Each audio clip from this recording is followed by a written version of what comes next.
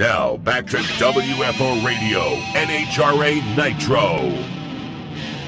Hey, everybody. Welcome back to NHRA Nitro Podcast. We're interviewing the winners in the Mellow Yellow Series following the MOPAR Express Lane NHRA Nationals. Maple Grove, baby. I was out there. I know a lot of you guys were out there, and you NHRA fans from around the world, maybe you watched on Fox Sports 1 or NHRA.tv. You know it was a great race. It was a lot of fun. It was fantastic. You're going to hear from Pro Stock winner Jason Line on this episode. And since we're breaking up the show into independent interviews, it's been kind of interesting to watch the popularity of certain people as their fans share the show around, see who's got the most reach and scope and whose fans are the most devout and passionate. That's kind of cool. So we're going to see Jason Line's base on this edition. You'll always learn a little something when Jason comes on the show. So he's just a couple of minutes away. You'll hear from everybody else as well. So subscribe to the feed, subscribe, rate, review, all that stuff. I would imagine if you like NHRA drag racing, we're doing pretty good for you. And it is only possible because of people like samtech.edu, the School of Automotive Machinists and Technology, Blockhead CNC Programs, Motorsport EFI. They've got an Associate of Applied Science degree. They accept the GI Bill for people who have that available to them. Go to samtech.edu to find out more information. You can have a career in high-performance engine building, machine shop, all of that stuff. Motorsport EFI, they can place you, which is tremendous. Rodax, coffeeandgrills.com, Marvin Rodax, hot sauces and spice rubs and everything good, but it's the drag racing themed coffee blends that I think sets them apart. And the Habanero Endorphin Booster hot sauce, which is just nuts. But if you're into that stuff, if you like grilling, if you like eating, if you like consuming the best possible, most amazing stuff, while at the same time helping the business of a fellow drag race fan, Marvin Rodak, down there in Fort Worth, Texas, go to rodaxcoffeeandgrills.com or call them 817-924-6821. Total Seal Piston Rings. TotalSeal.com, the leader in ring seal technology. Speaking of Jason Line, we're working on a couple of things for Total Seal that is going to help educate the engine builders out there about Total Seal, the rings, how important they are, et cetera, and so on. And we're going to have some really cool things coming up in the future. But the bottom line is this. Whatever the engine you're building, Total Seal makes the rings. And if it's a one-off crazy experiment, they can build the rings. From regular racing to regular road cars to NASCAR, IndyCar, and maybe even Formula One. Or maybe that's just top secret. Total Seal does the rings, the leader in ring seal technology, Total Seal. MagicDryUS.com, the leader in soaking up spills. Listen, it's made out of coconut. 560% of its weight it will soak up, plus it's a lot lighter to carry over the road than that clay stuff that everybody does, like the kitty litter. Magic Dry. Plus, they support Scott Palmer. They support WFO. They're all over the sport of drag racing with national events and the official organic absorbent of the NHRA. Go to MagicDryUS.com. Get on board. Frank Hawley's Drag Racing School. The dragster adventure is what I tell my people. Like, guys, here's the thing. You might want to get your Super Comp or Super Gas license. That's great. You're already heavy in racing. But if you're a fan and you want to see what it's like, the thrill, they have the Dragster Adventure. It goes all around the country. Courses start at $399. You make a half-track, 2 full-track passes. You're doing burnouts. You're driving a dragster. It's amazing what they do. And you really put in, show up with nothing, just yourself. It's a great program, and it makes a great gift for the holidays. Go to frankhawley.com. Hangstafers Metalworking Lubricants. Go to hangstafers.com, hussyperformance.net. All big supporters of WFO Radio. And we greatly appreciate them being on board. We greatly appreciate you for giving us the opportunity to tell you about it. Maybe you don't need it right now, but at some point you will, and you'll think of this moment. All right. Joining us now, he won Pro Stock out there at the Mopar Express Lane NHRA Nationals. He took over the points lead, and it appears he's got the quickest car in category, Jason Line. Jason, congratulations. Thank you, sir. Appreciate it. Okay, so all year long, you built to the big crescendo that was the victory in Brainerd, and whatever it was that you did there appears to have continued to this point. You certainly had some of it this past weekend. Yes, for sure.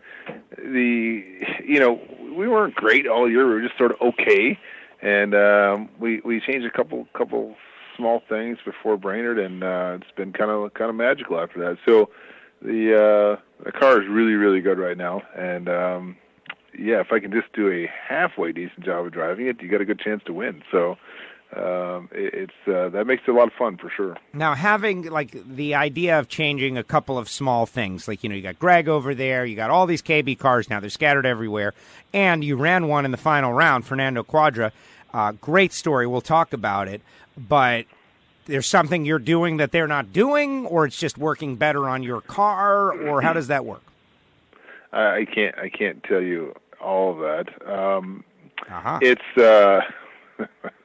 no, these cars they're a little like people, right? So you kind of got to figure out what they want, and they're communicating with you the whole time, but in a different way. So mine, we could see some of the things they wanted, we just couldn't quite get there, and we were able to do that after Brainerd. And it's tough. I mean, sometimes you look at that and say, "Geez, how come the other cars don't run like that?" Well, if we knew, they would. So it's not that easy. There's a lot of things that we measure, but there's a lot of things we don't measure. So it's tough, and you gotta just keep chiseling away at it until you get it there. But and then try to keep it there. But it's a hard thing, and that's what makes it special when you finally get it to this point. So let's weave in your round by round. Round one, you got to go up against Wally Stroop. I know he's running KB Power these days, and that's great because they seem like my assessment is that they love what they're doing. And to take the question of whether or not they have horsepower kind of off the table and let them figure out the chassis and everything is going to be exactly what they need. But that having all been said, you were able to get by them with a 54-0 in the first round to set up the matchup against Bo. Yeah, unfortunately, and that's right. Wally, he wants to figure it out himself. We give him a good power plant, and he's learning the ins and outs of pro stock. He's a smart guy, and certainly a good fella, but he doesn't want us to do it for him. And he's getting better each week. He's getting better. So part of the challenge is of pro stock. But it's kind of unfortunate to race Bo second round because it felt like we were probably the two best cars, and so that's tough. So that's one that I felt like if I could get by him, we certainly had a good chance of winning the race. And he's tough, and I seem to bring out the best in him, and hopefully vice versa. Well, exactly, and I want to ask you about that. There have been, you joke about your driving a lot, like, oh, it's not great, but it's good when it needs to be. And this is a perfect example. We've seen you a few times, Brainerd, perfect example. When you need to go 00, all of a sudden, Jason's 00. You're going up against Bo. He's 22, you're 008, and you outran him as well. So what's up with that? Is that adrenaline? Is it something you're doing? When you need to step up, it seems to be... It seems to be there. Well, I'm from Minnesota originally, and the Vikings. I used to like the Vikings years ago, and they had this really terrible trait. When they played teams that they deemed were like really great teams, they played like they did, and when they played teams that they didn't think were great teams, they played like them. So for some reason, when I race Bo or Erica, like I know that I have to be, if I'm not 00 or teen, I'm going to lose. And I don't know why. Sometimes when I'm racing other folks, sometimes I don't feel that, and so I don't know. I struggle to do it round after round. I'm not good enough to do that, I guess. But I know when I race him that I got to be that way. So it forces me to do something I don't want to do. But because I don't want to be that close. I'd rather make somebody else beat me. I don't want to go red. I hate that. So I'd rather go up there and be, 30 or 40. But I'm not good enough to decide whether it's going to be 00 or 00 red, or I can't pick between a 40 and a 70. For me, I can't distinguish between the two sometimes. So I end up being a little late sometimes, and that's just the way it is. Meanwhile, I know that Erica has said on this show that she knows she can set up for a 15, a 10, a 5, a 20. Like, she can dial it in practically. I cannot. So, which is why you make the horsepower, so you don't have to. Well, sometimes, there's days where you got to win with your left foot, and rounds you got to win with your left foot, and there's other ones you get to win with your right foot. So, and again, if I feel like I have a little bit of advantage, I'm not trying to be 00. So yeah, and it's a bad thing. It's cost me a lot of rounds over the years, and I'd like to stop doing it. I really would. Just don't know how. And Dave Connolly, we made a big deal about this in the media center. I had heard about this. He suggested, recommended. Tell me about that conversation where Dave says, Jason, you should get a practice tree and use it. Yeah, he didn't say it quite that nice, but yeah, he did make the suggestion. So I bought one. I bought it this weekend, actually, and it sat in the trailer, and I never really got a chance to use it because everybody else was on it the whole weekend. It was the most entertaining thing we had, going. So everybody was using it, and pretty soon they're betting. So, of course, that's part of practice tree life. You don't know that, Jason, that it's all about the gambling. You're going to be gambling racing with the practice tree. I gamble enough just by hanging around people like David Connolly, so I don't need to gamble on that.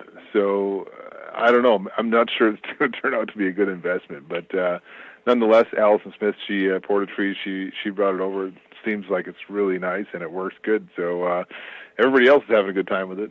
Well, then what you need to do is take a VIG of the action that is generated by the tree and just put that in your pocket. I think so. There it is. That might be the only way I come out on this deal. That's it. So whatever the pot... Or I could actually use it and maybe I'll actually get better. I don't know. It's like a treadmill. I guess if you don't get on it, it doesn't do anything. So. Exactly. Well, there's all kinds of exercises. There's all kinds of things you could do. We're going to be tracking this story, Jason Lyon's practice tree. Okay. Let's see how Fair it goes. enough. Semifinals, you and Matt Hartford. Matt, here's a guy who has, dived into the sport. And him and his crew are, doing it the way Wally Stroop is doing it and doing pretty well. Has gone to some final rounds, has won some races, now finds himself in the countdown. So this was a tough race. Matt is very tough. He definitely, he's not somebody you look forward to racing for sure. So he's good, good competitor, and also, certainly a good vendor of ours. So it's kind of a double-edged sword. You beat him, and your ring prices go up.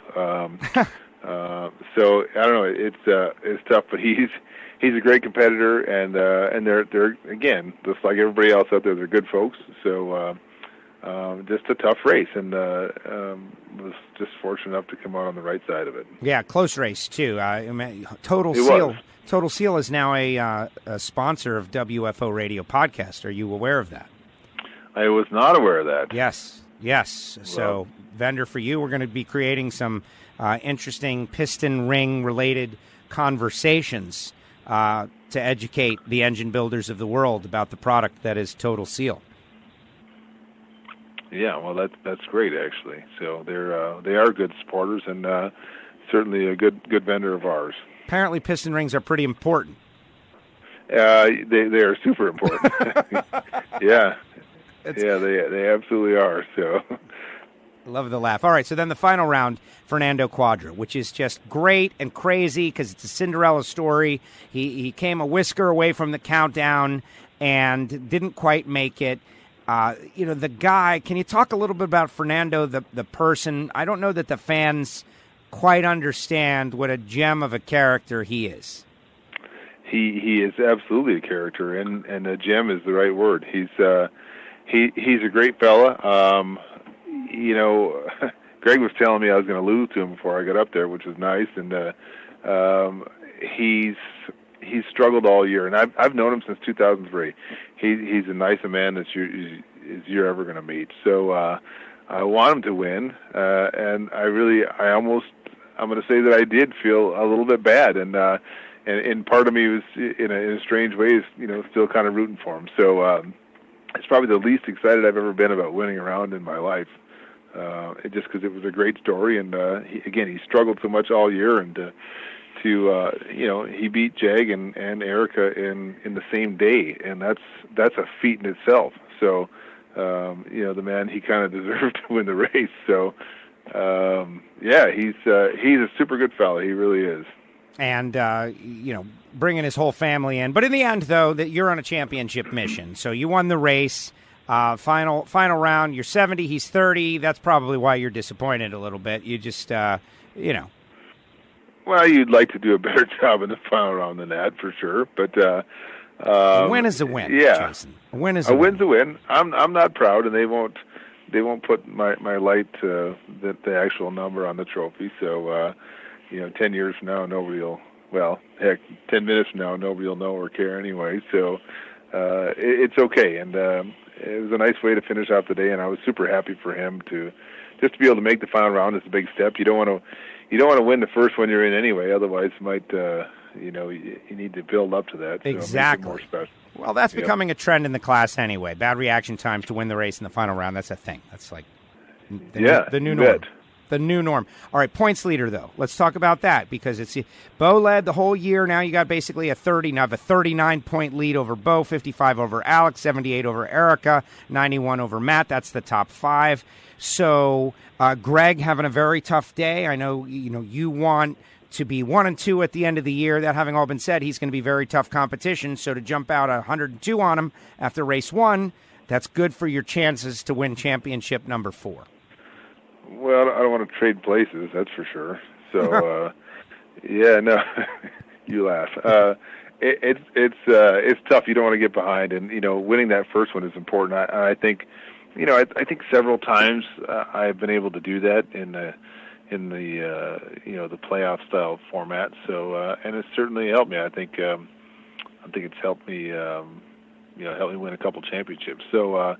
It's a big deal, and you don't want to get behind, that's for sure. So I like that, and it certainly it motivates you, and hopefully gives you some momentum, going forward. So it's certainly it's a nice feeling for sure. So next race headed to Gateway, Worldwide Technology Raceway, Midwest Nationals, race 2 of the Countdown. Your car has been very consistent. You've been able to learn what it wanted. And so how do you maximize your effort down there and keep this ball rolling? Well, I'm going to do the same things that got me to this point. So I feel good about it. That place, I owe that place. People will say, that place owes you. No, I owe it. So, I'm going to try to go there and cash in on that because, again, to keep the momentum going, and it'd be certainly nice to go there and have come out of there with another Wally would be another big step going forward, trying to win the championship. So that's my plan. Pretty simple. Explain why you owe it.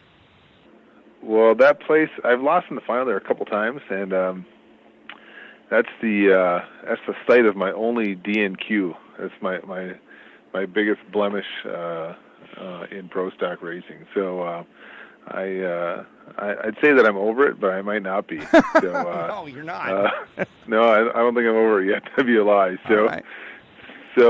Yeah. So I still feel like I owe that place a good swift kick. So we'll see. We're gonna go there and try to get it done. Okay. Final question. We released the schedule for Pro Stock 2020, the 50 years of Pro Stock season, big season. And I looked at the schedule and I thought, all right, it's cool that we're going back to some tracks that we didn't go to this year, which maybe we're going to just go back and forth, like Houston, Atlanta, Bristol, going back to those places. And then maybe next year we won't go to them and it'll be like an every other year thing for those fans. The downside, Brainerd, no Pro Stock. So I guess good news, you got to win in Brainerd. The last time we were going to be there for a couple of years. Your thoughts on that? And then finally, the 5-race countdown. The only thing that's got me not feeling great about the 2020 schedule. What's your take? Well, if that's the only thing that's got you feeling that way, I guess it's good. Well, I can see the rationale and the other stuff. All right, we're going to move races back and forth. I get that too. Yeah, I get that too. Brainerd, that one's for me. That's not a good move. Not at all. Certainly a lot of pro stock fans there. Not just because Greg and myself are from there, but I hate that one. That one bugs me. But I don't know. The folks that make the decisions higher up, hopefully they're privy to better information than I am, and hopefully that's a good move. I don't know what else to say. From my heart does not like that one, that's for sure. But it is what it is. My role is totally reactionary. All I can do is go where they tell me to go. So I don't like the fact that I'm not going there, but it is what it is. Yeah, and the 5-race countdown to me just I've had it I don't explained. like that either. I've had it explained to me, and the explanation makes it easier to understand. What is the explanation? The explanation is that when you cut the schedule down to 18 races, and this is the same with Pro Stock Motorcycle, you want to have the flexibility to move races around so that all markets can eventually get to see Pro Stock or Pro Stock Bike every once in a while, and to give the track operators who have a say in it an option to pick classes to come in and race. But if you have all 6 at the final 6 races, or if you have all categories at the final 6 races, those track operators always get all categories. And so by going from 6 to 5, it frees up a race that can be moved around to other track operators that want Pro Stock. Follow? Yep. Yeah, I follow you. So, yep. You know, when you hear it like that, it's like, okay, the last 6 tracks do get the benefit of having every category there, which I can understand. Other tracks are like, hey, man, we're not in the playoffs. We would like to have these categories here, too. What's up with that? And so they're trying to accommodate. That having been said, I like 6 races better than 5 races. I think 5, it's just a smaller sample size. Yep. Simple as that. I'm with you. I mean, I'm not a huge fan of the playoff in the first place, but I guess I don't know. I don't know what to say. I think my mom told me this a long time ago. She's doing it. If you don't have anything nice to say, don't say anything. So I'm not gonna say anything because I don't know. I hope it's the right decision, and I love NHRA and love the fact that we have a place to race. And do I agree with everything they do? No. Sure don't, but that doesn't mean I'm right either. So hopefully it's good decisions for all of us, for all concerned, and that's for somebody that's well above my pay grade. That's what they get paid the big bucks for, and hopefully their decision's the right one. There you go. Very, very diplomatic answer, Jason. That was good. I've told you in the past you should go a political career. The second half of your life, you'll be very good. You want to hear my solution, though? Here's my solution. Sure. Okay. Yep. Why are we married to 18 races? Like the whole concept of cutting the season, I get it, was to save money, and it certainly worked. But how about 19 races? And then we could have the 6-race countdown, and then you could add your race and have your flexibility and have everything. I don't think one more race is going to chase away Matt Hartford and Bo Butner. I totally agree. And, one of the things that me and some of the NHRA brass have talked about, we have 2 different words for this. One of us says cave, the other one says bend. So I think, being a little more fluid and having some flexibility on some decisions, sometimes ends up, being a good thing. But it's hard to do, and I get it. And again, I'm not picking or hacking because I don't have all the answers either. So, like I said, hopefully it's a good decision, and hopefully it helps and doesn't hurt. So beyond that, I don't know. I don't have any answers. I dig it. I like the idea of the political career, though. I'll help out. I'll be like on your campaign. We might be on different sides of the aisle on that one. No, I would help you out. I know where your heart's at. That's what matters to me. Yeah, fair enough. Okay, good. I'll try to manipulate you from the inside.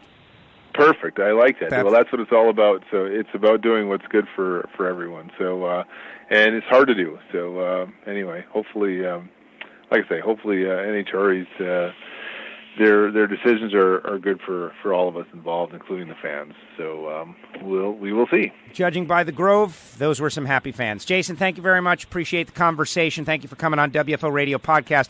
Good luck. You are the points leader. 5 to go. High-level entertainment. That's what I'm looking for, and that's what I'm getting with Pro Stock. I appreciate it. Thanks, Joe. Appreciate it. Jason Line with us here on WFO Radio, NHRA Nitro Podcast. It was like a great interview until I brought up the schedule. And then I kind of like buzzkilled the whole thing. But it is what it is, man. It's a fact. It's a situation. Honestly, I was super against the 5-race countdown initially. And if you listen to the shows last week, as the news was breaking, we were doing our interviews. And I can't hold up all these interviews for breaking news. Inevitably, that's just the way it is. We'll always go back and double check on it, right? We'll follow up. If something changes between right now, this second, and the next day or the next day, you know, by subscribing to WFO Radio, you'll get up on it. We will talk about it. We don't try to be first on this show. We just try to be accurate. Sometimes we're first, but most importantly, we just try to be accurate, and that is fine. Like Aaron Stanfield, I feel like we were first. We had that, and that was a great interview in the archive, but I digress. 5-race countdown. All right, so generally I'm against it, and I explained my thought in that now it's different. The countdown is different than the Nitro Cars countdown, and I guess I understand why. I immediately went to some people within the NHRA and got an explanation, like, well, what's the story, right? And in a perfect world, I wouldn't even comment until I had the inside rationale and the logic. But the logic is they want to give their track operators a menu. Like, what do you guys want? And they need to be able to be flexible with the menu. And what's on the menu? Pro Stock Motorcycle, Pro Stock. We'll find out who really wants what where is the idea. But with 6 of 18 races being all at the end of the year, that did cause a lack of flexibility. And so by, it's just one race, and I guess that's the counter argument. It's like, hey, this is one race. How much flexibility do you get from adding, from taking away one race from the countdown? But the answer is some, and this is what they're doing. And this is it, because we don't get a vote, number one. And number two, the 18-race schedule, a lot of people were complaining about it, and it turned out and is obviously a very good thing. We got more cars. Bob Benza back out there now. People are getting more involved in Pro Stock every week, and I hear more cars are coming. People are realizing, okay, this is what it is now. I don't have to start an engine program. I don't have to go out and invest in all kinds of machines. There's a bunch of people that are building competitive horsepower, whether it be Elite, McGahey, or KB. And the Gray family doesn't even have clients out there just yet. What if they took on some clients? We know they know how to make championship horsepower. Why isn't someone going to the Gray Motorsports team and saying, hey, man, cut me a deal on these Pro Stock engines? What's up with their engines? Where are their engines? What's going on? All of that. Very interesting thought process if you want to do a thought experiment. But in the end, though, 6-race countdown versus 5-race countdown, I always like to avoid confusion. And I know that there's going to be a couple of races in the countdown next year where people are going to be like, whoa, wait, what's up with Pro Stock? Why aren't they here? Or Pro Stock Bike? And I'll have to give the whole, menu analogy. And they'll look at me and they may understand or they won't understand, and that's fine. I would have just extended the season by one race and solved the problem another way. Hey, guys, 18 is great and all. Can you do 19 so we don't have to cut the countdown? But then again, this is not my job responsibility. It's also not, I don't have all the information. So what do I know? Speculation, that is the backbone. It's actually second guessing and speculation, the backbone of all sports talk radio. Right? What did they do? Yeah, it was wrong. What about this? Yeah, it was wrong. Exactly. Hindsight is always 20/20. We'll see how it works. And bottom line, I want to see Pro Stock continue to accelerate and see how it goes. Thanks to Jason for coming on the show. And I was at the turnoff on the top end. When Jason was being interviewed, we did a new piece for NHRA.TV, which I guess this is turning into a My Time segment. That is fine. NHRA.TV, hopefully you are subscribed and you understand that that's like the most hardcore, die-hard NHRA broadcast because you hear Alan Reinhardt and myself and whoever is broadcasting with us on the weekend. But what has been happening is after the cars go through the lights after it's over and they talk to the winners, they've been cutting it off. And it's a technical reason with cameras, and cameras have to be allocated to other things, et cetera, and so on. So the people on NHRA.TV were like, hey, man, we don't get to see the winner's circle. And that's annoying because we want to see the winner's circle. But there's a technical reason why the winner's circle is extremely complicated because cameras are doing other things and they're on the broadcast, et cetera.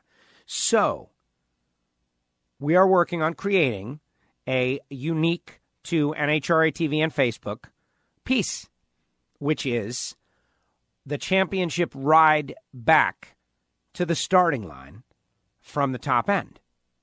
And I am tasked with doing that and creating the moment. And we had one, and I honestly don't know how it went. I was talking my tail off, though, and we did interviews in the back of the vehicle with Jason and Jerry and Jack and Richie, and they're all together, and it's just them and me. And it's a celebratory environment, and we're gonna make it into something really special, something totally unique in the world of motorsport. And you're going to be able to see it, which is going to be great. But on this particular edition, I was down there. I was at the top end for the first time in a long time and watched Jason do his interview. And he said, I feel a little bad. And I was like, you should. And he laughed, and I laughed. But then here comes Fernando Cuadra. And that is the moment I'm trying to get to here. We all talk about Fernando and what a nice guy he is. And he puts it all out there, like friendly person, positive energy, all that. Came over. You could see he was physically and mentally spent. Put it all out there on the table. Came up a little bit short, but was satisfied, happy that he had the opportunity to race in a final round in NHRA Mellow Yellow Pro Stock. And like Jason just said, if you go out and win the first one, you got to build up to it.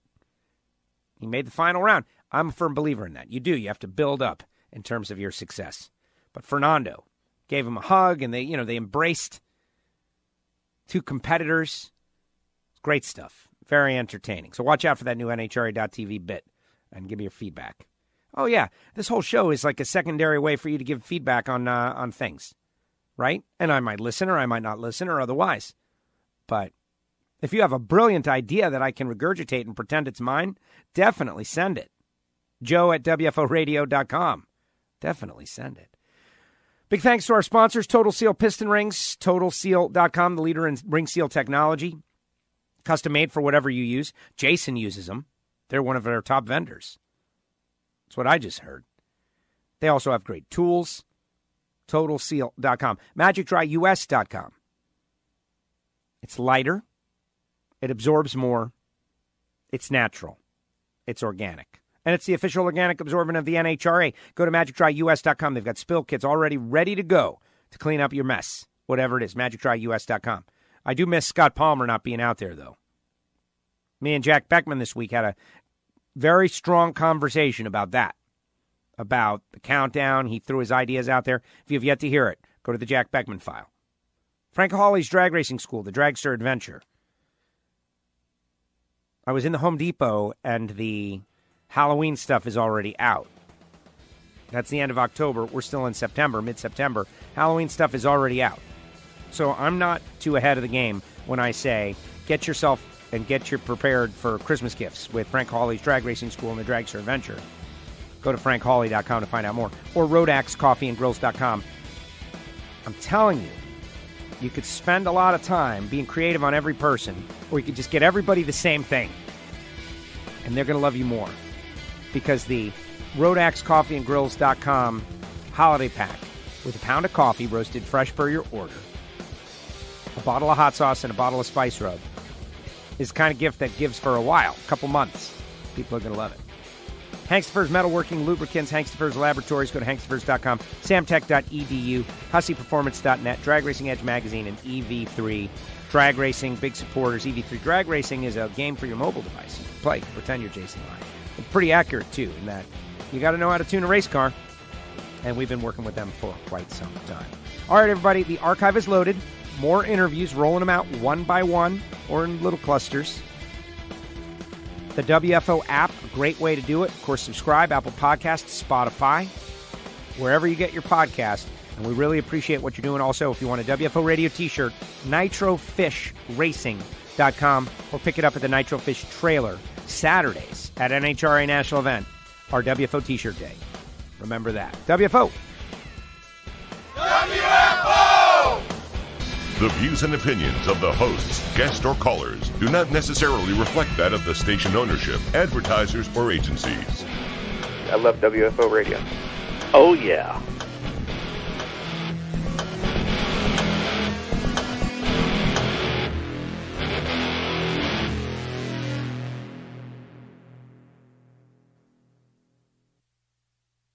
engine builders. Total Seal piston rings are the leader in ring seal technology, and they go out of their way to help their customers and will make custom sets for any specific piston you might have. Customer service, top notch. Made in America? Absolutely. They're located in Phoenix, Arizona, and they've got everything it takes to develop the world's best piston rings. Give them a call at 800-874-2753 or go to TotalSeal.com. Hey, this is Scott Palmer, driver of the NHRA Cat Spot Litter Top Fuel Dragster. Do you have a cat? Go to catspotlitter.com. Order it today. All natural product made out of coconuts, 100% biodegradable. All you NHRA fan cat owners, support our team. Go to catspotlitter.com. Attention adrenaline junkies, Frank Hawley's Dragster Adventure is calling you. Rides available for the 2020 season. Go to frankhawley.com. They're coming to a track near you. It makes a great gift, and you know the holidays are coming, whether it be licensing for super comp, super gas, all the way up to top alcohol. They can do it. But if you're a drag racing fan and you've always imagined what it might be like to drive a dragster, to accelerate 0 to 60 in 3 seconds and run 10s in the quarter mile, give them a call. 866-480-7223, frankhawley.com, the Dragster Adventure, and tell them you heard it on WFO. Hey, WFO Universe. Want something for free? Send a self-addressed stamped envelope with plenty of postage, and we'll load it up with free WFO stickers. That's right, I said free. Send your envelope, care of Castello Media /WFO stickers to P.O. Box 848353, Pembroke Pines, Florida 33084. Do it now. This is WFO Radio.